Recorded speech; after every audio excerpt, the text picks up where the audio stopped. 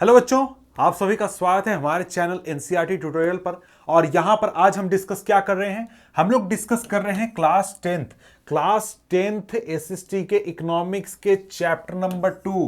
कौन सा chapter? Sectors of the Indian economy का इंपॉर्टेंट एमसीक्यू। अब देखिए, ये जो है चैप्टर है, ये थोड़ा सा बच गया था, इसको मैं डिस्कस कर दे रहा हूं ताकि आपकी जो एग्जाम होने वाली है उसके लिए आपको दिक्कत ना हो। तो यहां पर कुछ क्वेश्चंस हैं, 30 से 40 क्वेश्चन हैं जिनको कि हम डिस्कस करेंगे। जल्दी जल्दी हम फिनिश करते हैं क्योंकि ज्यादा टाइम वेस्ट करने से कोई फायदा है नहीं। तो क्या करता हूं, मैं शुरू करता हूं और साथ में आपको थोड़ा मोड़ा जो भी जरूरी होगा एक्सप्लेन करता चलूंगा। सबसे पहला क्वेश्चन यहां पर आता है। क्वेश्चन क्या कहता है? The sectors are classified into public and private sector on the basis of, यानी जो हमारा इकोनॉमी है, इकोनॉमी को हमने क्या किया है? पब्लिक और प्राइवेट सेक्टर में डिवाइड किया है, क्लासिफाई किया है। वो किस आधार पर किया है? एम्प्लॉयमेंट कंडीशन के आधार पर, यानी लोगों के काम करने के कंडीशन के आधार पर, इकोनॉमिक एक्टिविटी के नेचर के आधार पर, या फिर लोग कितने काम करते हैं नंबर्स उसके आधार पर, या फिर ओनरशिप के आधार पर। तो ऑप्शन डी हमारा करेक्ट हो जाएगा। क्या? ओनरशिप के आधार पर। जैसे कि पब्लिक और प्राइवेट, इस शब्द से ही आपको समझ में आ रहा होगा क्या? ओनरशिप के आधार पर यह क्लासिफिकेशन किया गया है। अगला प्रश्न देखते हैं। अगला यहां पर क्वेश्चन कहता है कि भाई देखिए, which of the following activities does not belong to the primary sector, यानी प्राइमरी सेक्टर से कौन बिलोंग नहीं करता है? फिशिंग भाई प्राइमरी सेक्टर का है। बैंकिंग क्या प्राइमरी सेक्टर का है? जी नहीं। बैंकिंग क्या है? एक तरीके का सर्विस है, और ये क्या हो गया? ये आपका सर्विस सेक्टर में आएगा, या फिर आपका आएगा जो हम क्या कहते हैं? Tertiary sector. ठीक है, तो आगे बढ़ते हैं, अगला क्वेश्चन देखते हैं। अगला क्वेश्चन क्या कहता है? अगला क्वेश्चन यहां कहता है, when we produce a good by exploiting natural resources it is an activity of the. हम लोग क्या कर रहे हैं? हम लोग नेचुरल रिसोर्सेज का इस्तेमाल करके एक प्रोडक्ट बना रहे हैं। वो प्रोडक्ट क्या होगा? वो क्या सेकेंडरी सेक्टर का होगा, टर्शियरी सेक्टर का होगा, प्राइमरी सेक्टर का होगा, या फिर ऑर्गेनाइज्ड सेक्टर का होगा? तो आंसर हमारा ए सही हो जाएगा, सेकेंडरी सेक्टर का होगा। ठीक है, अगला देखते हैं क्वेश्चन। अगला यहां पर क्या कहता है? अगला यहां पर कहता है कि भाई विच of the following sectors is the largest employer in India, यानी भारत में किस सेक्टर में सबसे बड़ी संख्या में लोग काम करते हैं, जॉब एक तरीके से एम्प्लॉयड है? तो आंसर क्या हो जाएगा? Primary sector. प्राइमरी सेक्टर में इंडिया का बहुत बड़ा पॉपुलेशन एम्प्लॉयड है। तो आप बताइए नीचे कमेंट करके कितना पॉपुलेशन एम्प्लॉयड है। ठीक है, आगे देखते हैं। आगे यहां पर हमारे सामने क्वेश्चन है, choose the correct meaning of organised sector. भाई ऑर्गेनाइज्ड सेक्टर का सही मतलब क्या होगा? It covers those enterprises where the terms of employment are regular, it is outside the control of government, jobs are not regular, it provide low salaries. तो भाई option number A correct है। क्या कि भाई यहां पर अगर बात करें तो ऑर्गेनाइज्ड सेक्टर का मतलब क्या होता है? ऑर्गेनाइज्ड सेक्टर का मतलब है कि यहां पर आपका सरकार के सारे रूल्स एंड रेगुलेशन लागू होते हैं, जो आपके एम्प्लॉई हैं उनके साथ सही ट्रीटमेंट होता है। तो यहां पर क्या होगा? ऑप्शन नंबर ए, यानी कि जहां पर टर्म्स ऑफ एम्प्लॉयमेंट रेगुलर हैं, आपको ट्रीटमेंट अच्छा मिलता है, जितने भी आपके मेडिकल लीव वगैरह इस तरीके की चीजें हैं वो सारी चीजें मिलती हैं। अगला प्रश्न है, the task of measuring GDP is undertaken by the central, state, provincial, किसके द्वारा? तो आंसर क्या हो जाएगा? Central government. जीडीपी नापने का काम यानी इकोनॉमी को देखने वगैरह का काम कौन करता है? सेंट्रल गवर्नमेंट करती है। तो क्या हो जाएगा? Central government. Central government GDP को मेजर करती है। अगला क्वेश्चन यहां पे कहता है कि भाई लाइफ इंश्योरेंस किस प्रकार का एक्टिविटी है? प्राइमरी सेक्टर का, सेकेंडरी सेक्टर का, सर्विस सेक्टर का, या फिर किसी का नहीं? तो भाई आपको पता है ऑप्शन सी होगा, option C service. Life insurance क्या है? एक प्रकार का सर्विस है। अब यहां पर जरा सा देखिए, प्राइमरी सेक्टर क्या हो गया? प्राइमरी सेक्टर हो गया कि जहां पर आप नेचुरल प्रोडक्ट्स को निकालते हैं, या तो माइनिंग करके या फिर खेती करके किसी भी तरीके से। सेकेंडरी क्या हो गया? हम लोग नेचुरल प्रोडक्ट को लेते हैं, उसको प्रोसेस करते हैं, एक नया प्रोडक्ट बना देते हैं। और इन दोनों के अलावा जो बाकी के सर्विसेज हो गए, जो कि एक तरीके से सोसाइटी को हेल्प करते हैं बाकी दोनों सेक्टर में, वो क्या हो गए? आपके सर्विस सेक्टर में। तो जितने भी आपके पुलिस होते हैं, बैंक होते हैं, या फिर इसके अलावा आपका क्या हो गया? आपके आसपास जितने भी तरीके के जॉब्स हैं वो क्या है? एक तरीके के सर्विस सेक्टर में। जैसे ट्रांसपोर्ट वगैरह सारा चीज क्या होगा? सर्विस सेक्टर में।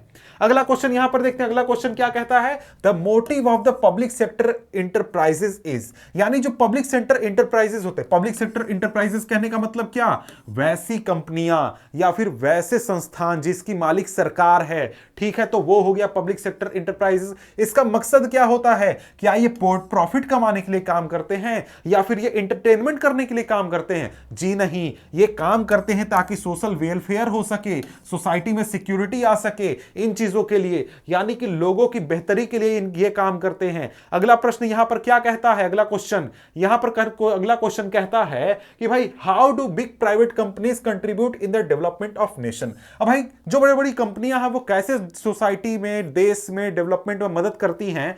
तो क्या वो एक तरीके से प्रोडक्ट का एडवर्टीजमेंट से मदद करती हैं? जी नहीं, एडवर्टीजमेंट तो सरकार चाहे वो भी लगा सकती है। तो बाय अपना प्रॉफिट कमा के मदद करती हैं? जी नहीं, बल्कि वो मदद कैसे करती हैं, जब वो क्या करती हैं, देश की प्रोडक्टिविटी बढ़ाती हैं। जब वो इंडस्ट्रियल गुड प्रोडक्ट करते हैं तो वो क्या करते हैं, एक तरीके से पूरे देश की इंडस्ट्रियल प्रोडक्टिविटी पावर को बढ़ाते हैं। ठीक है, आगे बढ़ते हैं। अगला क्वेश्चन क्या कहता है, अगला क्वेश्चन यहां पर कहता है which sector has emerged as largest producing sector in India, select the one from the following alternative. अब भाई देखिए सिंपल बात है कि भाई आज के समय में भारत में सबसे ज्यादा प्रोडक्टिव हमारा सेक्टर कौन सा है, सबसे ज्यादा प्रोड्यूस कौन कर रहा है? आप जीडीपी के हिसाब से बात करें तो यहां पर क्या हो जाएगा, हमारा टर्शियरी सेक्टर हो जाएगा, यानी कि जिसको कि हम क्या कहते हैं, सर्विस सेक्टर भी कहते हैं, वो हो जाएगा। ठीक है, आगे देखते हैं अगला क्वेश्चन यहां पर क्या कहता है। अगला यहां पर क्वेश्चन कहता है कि भाई MNREGA has guaranteed fill in the blanks days of employment in a year in many district of India. What are the correct number? कितना नंबर? तो भाई 100 नंबर, 100 दिनों की रोजगार की गारंटी देती है कौन? मनरेगा। अब यहां पर देखिए, यहां पर मनरेगा इसका नाम है और इसका फुल फॉर्म में यहां पर आगे क्या कर लीजिएगा, महात्मा गांधी। यहां पर नहीं लिखा हुआ है, महात्मा गांधी होगा, Mahatma Gandhi national rural employment guarantee act of 2005। यह नाम याद रखिएगा, इसका फुल फॉर्म भी इंपॉर्टेंट है, यह भी हो सकता है पूछ दे आपसे। ठीक है, आगे देखते हैं अगला प्रश्न। अगला प्रश्न क्या कहता है, अगला प्रश्न यहां पर कहता है choose one correct statement from the following. Under employment occur, under employment कब होता है? अंडर एम्प्लॉयमेंट होता है कि भाई आप जितना काम कर सकते हैं उससे कम आपको काम मिले या फिर उससे कम आप काम कर रहे हो। तो यहां पर ऑप्शन कौन सा सही है? यहां पर ऑप्शन सी सही है। यह क्या कहता है, when people are working less than they are capable of doing, यानी जितनी कैपेसिटी है, जितना कर सकते हैं उससे कम कर रहे हैं, तो क्या हो गया, हमारा हो गया अंडर एम्प्लॉयमेंट। ठीक है, अगला क्वेश्चन देखते हैं। अगला क्वेश्चन क्या कहता है, अगला क्वेश्चन यहां पर कहता है which of the following examples does not fall under unorganised sector. Unorganised sector क्या हो गया, जहां पर ऑर्गेनाइज्ड सेक्टर के रूल्स एंड रेगुलेशन लागू नहीं होते हैं, यानी लोगों के साथ ट्रीटमेंट अच्छा नहीं होता है, वेतन आपका एक तरीके से जनरलाइज नहीं होता है, या फिर आपको जो सर्विस बेनिफिट है वो नहीं मिलता है, इसलिए। ठीक है, तो यहां पर अगर हम आगे देखें तो आगे हम इसमें से क्या देखेंगे कि और अनऑर्गेनाइज्ड सेक्टर में कौन सा नहीं है।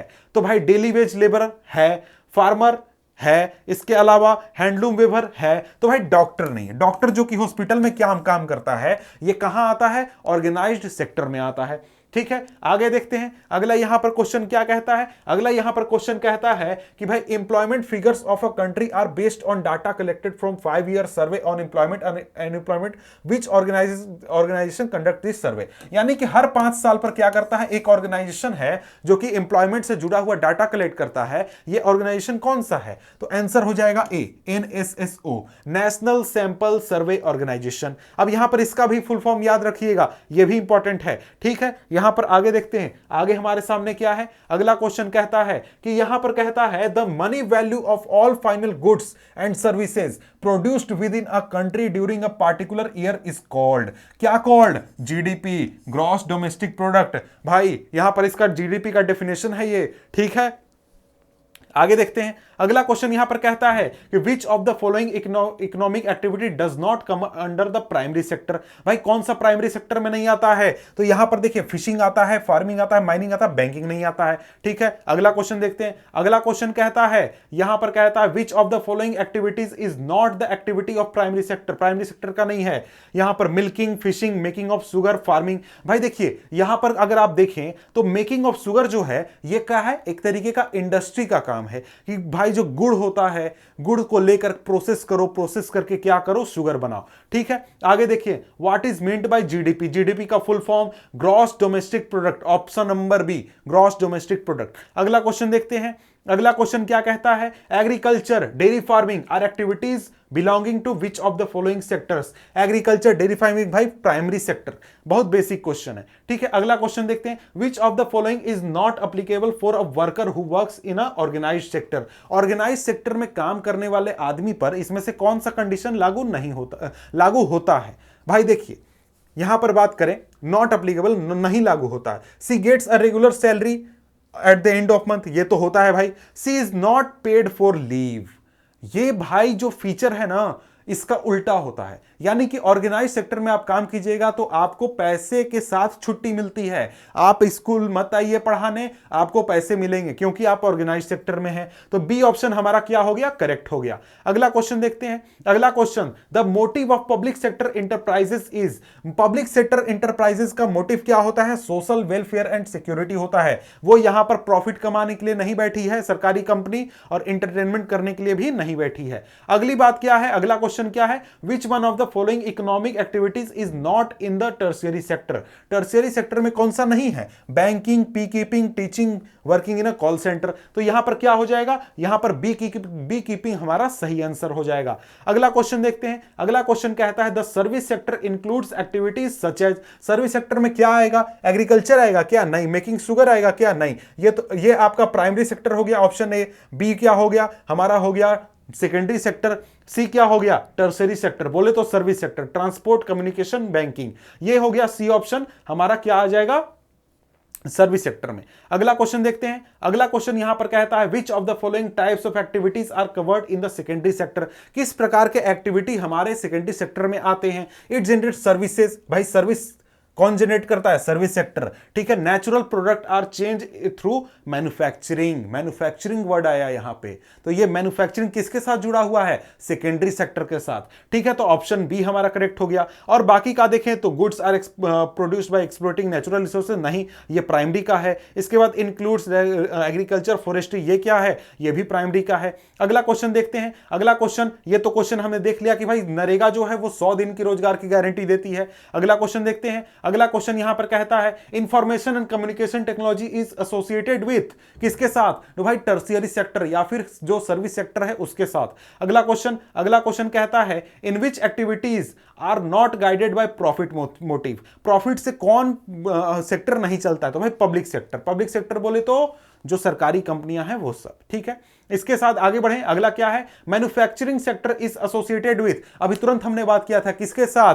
तो भाई सेकेंडरी सेक्टर। ठीक है, अगला देखें, primary sector is related to all of the above, यानी agriculture, dairy, forestry, fishing, mining, सारे क्या हैं? प्राइमरी सेक्टर के हैं। ठीक है, अगला question, who carries economic activities? भाई इकोनॉमिक एक्टिविटी किसके द्वारा की जाती है? लोगों के द्वारा, कंपनियों, फर्म्स के द्वारा, गवर्नमेंट के द्वारा, या फिर सभी के द्वारा? भाई सभी के द्वारा। इकोनॉमिक एक्टिविटी मैं भी करता हूं, आप भी करते हैं, आपके आसपास की कंपनियां भी करती हैं, ऑफिस भी करते हैं, सरकार भी करती है, सब कोई करता है। ठीक है, अगला क्वेश्चन देखते हैं, अगला क्वेश्चन यहां पर कहता है the economy is classified into public and private sector on the basis of? किसके आधार पर? Ownership of enterprises. तो भाई हो गया ये। इसके बाद अगला क्वेश्चन देखते हैं, अगला question, where will you find the disguised unemployment most? यानी कि डिसगाइज्ड अनएम्प्लॉयमेंट आपको सबसे ज्यादा कहां पे मिलेगा इन चार ऑप्शंस में से?